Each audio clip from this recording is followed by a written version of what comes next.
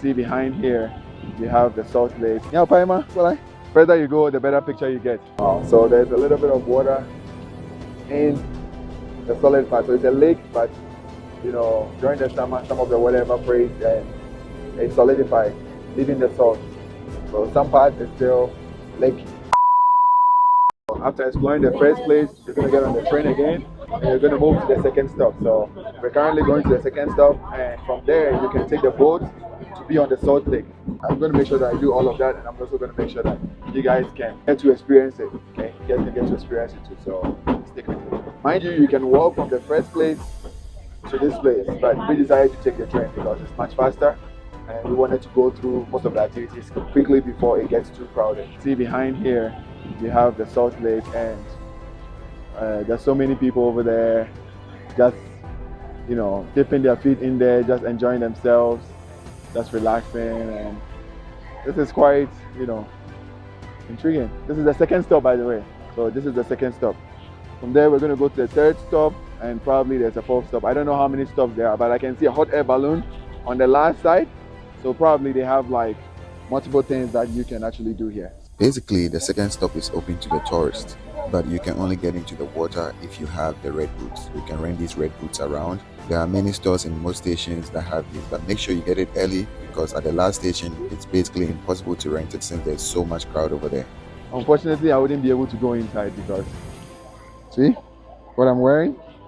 I wouldn't be able to. But if you're able to get the red boots, you can go inside, you can have fun, you can take pictures. Some people were even as far as 500 meters away. And the thing is, the further you go, the better picture you get. But all hope is not lost. Right beside the big crowd, you know, on the right side, there's so many people there, it's so crowded.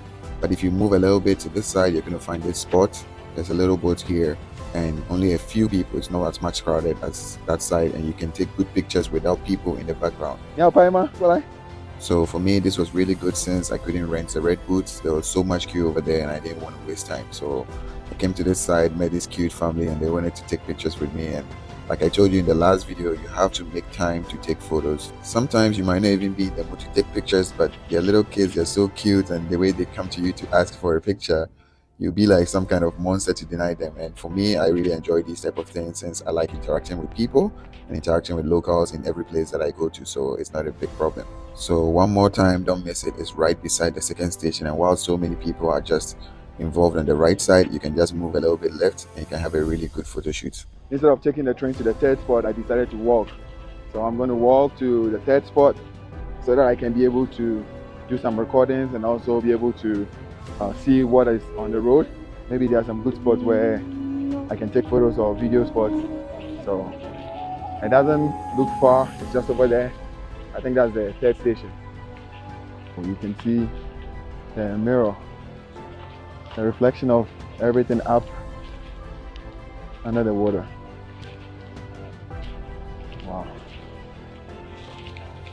This is the third stop. It's basically a big playground for the tourists. There are so many outdoor stuff that you can do here. There's a big swing, there's a salt bridge, and a hot air balloon over there. You can see here that most of the tourists, especially the kids, enjoy themselves. They are all in the Salt Lake and just enjoying themselves. It's a really big area, so I just stayed here and then flew my drone to get some really good footages that I'm going to show you in a bit.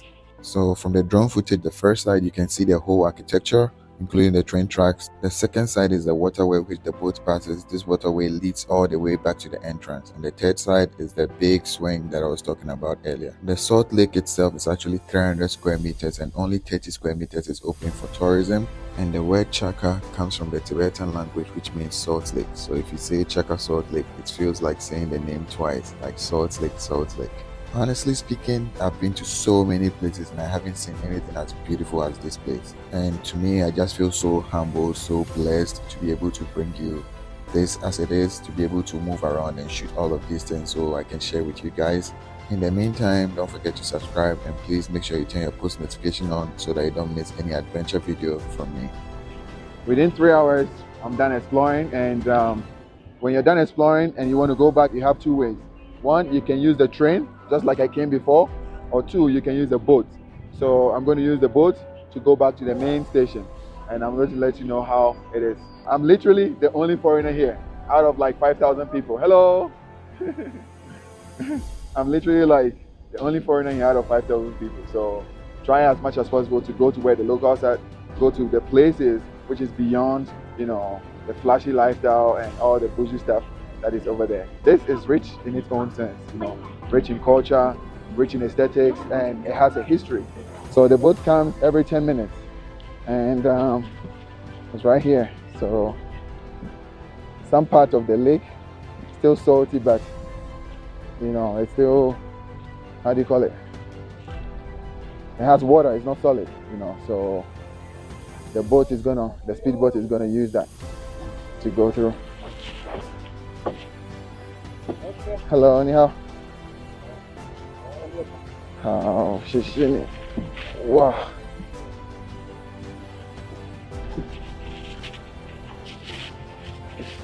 The ride on the lake takes about 20 to 30 minutes and is one of the most beautiful things you will see in this video. It's usually not like this because in the fall it's full of water, but in the winter, because of evaporation, the shallow part of the lake dries up, leaving salt on the side, and the deeper parts still have water, so it makes it much more beautiful and aesthetic.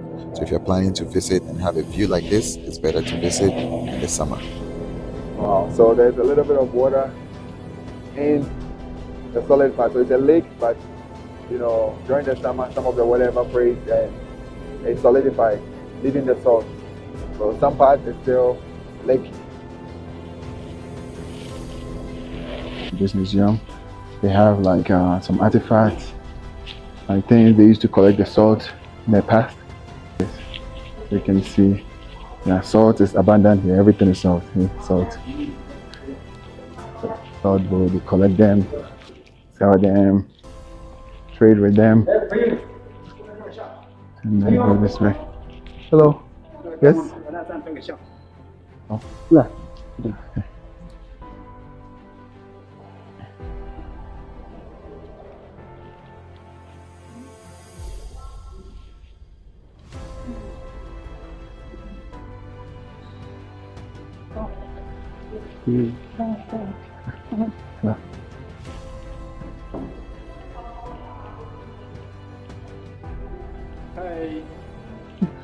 谢谢啊。好，没关系。There, have some salt brands. You see the salt trade route here. A miniature of how the trade routes were developed, and the lead light is the Silk Road. So you can see the Silk Road went through most of the salt lakes.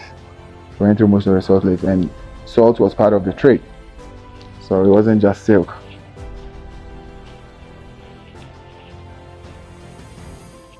You can see over there, like hot springs.